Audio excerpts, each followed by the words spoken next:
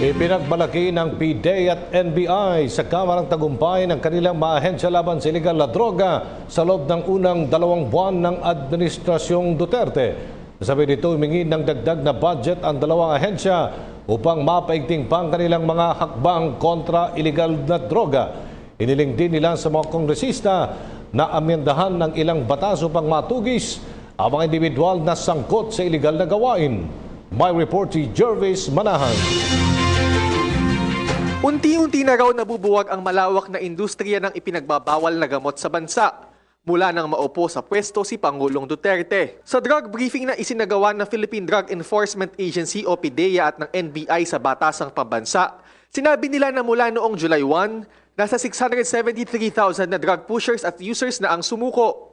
Nasa 5.2 billion pesos na ang nawalang kita sa kanilang kalakalan at mahigit 1,000 kilo na ng shabu ang nasabat. Sa makatuwid, nalampasan daw ng PDEA ang kanilang target sa unang 2 buwan ng Duterte administration. Let me just, in behalf of the committee, congratulate PDEA and NBI for a job well done.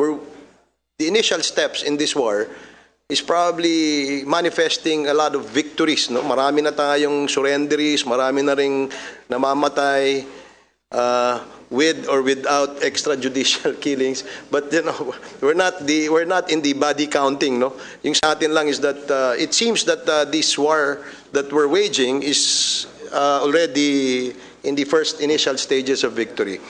Ayon sa PDEA, mas dapat paigtingin ang kampanya kontra droga dahil ginagawang transshipment point ng mga sindikato ang Pilipinas para makapaghatid ng ipinagbabawal na gamot sa ibang bansa. Sinabi rin niya na pinakamataas ang konsumo ng Southeast Asia pagdating sa shabu dahil dito rin ito pinakamurang mabibili.